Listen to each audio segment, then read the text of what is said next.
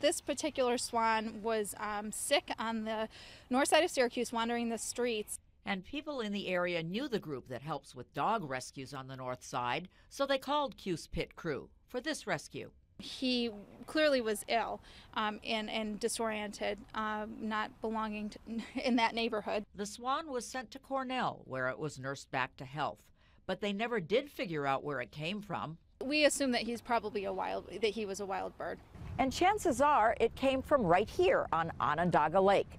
They do know there were swans here last winter, but now this swan can never be released back into the wild here on Onondaga Lake, not because of its health, but because of its safety.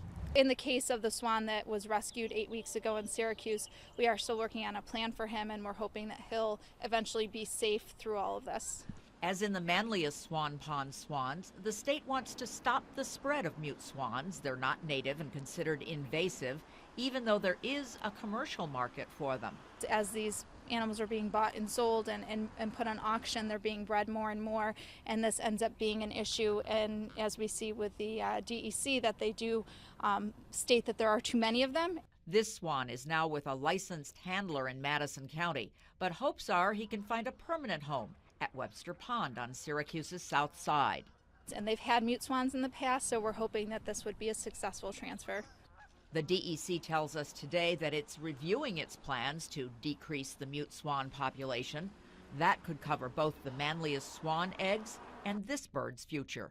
In Syracuse, Laura Hand reporting.